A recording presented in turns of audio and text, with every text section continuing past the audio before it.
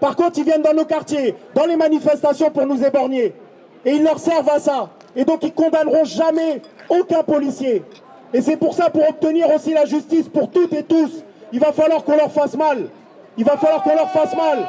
Contre la réforme de retraite, contre les violences d'État de manière générale, contre les violences policières. Et voilà, force à vous. Il y a des camarades qui étaient en bas de leur quartier, qui étaient en train de jouer, qui allaient au supermarché ou autre, qui sont morts.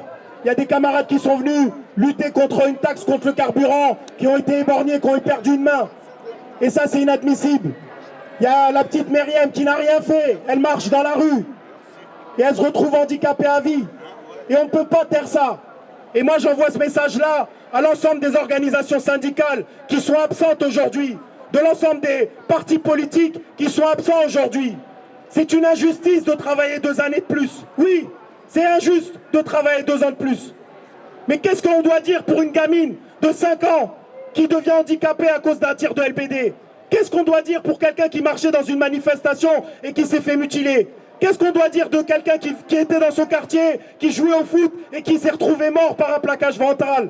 Si ça, c'est pas au-dessus de l'injustice. Et donc on ne peut pas sélectionner qu'est-ce qui est injuste et qu'est-ce qui ne mérite pas d'être lutté et qu'est-ce qui ne mérite pas de la force. Donc les camarades, vous méritez beaucoup de force. Et voilà, modestement on était là et merci à toutes et à tous.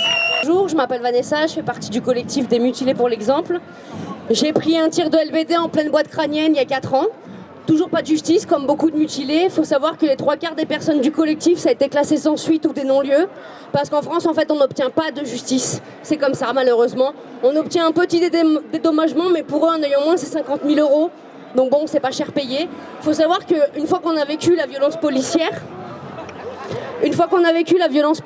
on subit la violence de l'État. C'est-à-dire, dès qu'on dépose plainte, il y a des refus de certains policiers pour qu'on dépose plainte. Il y a des avocats qui abusent aussi de certains blessés.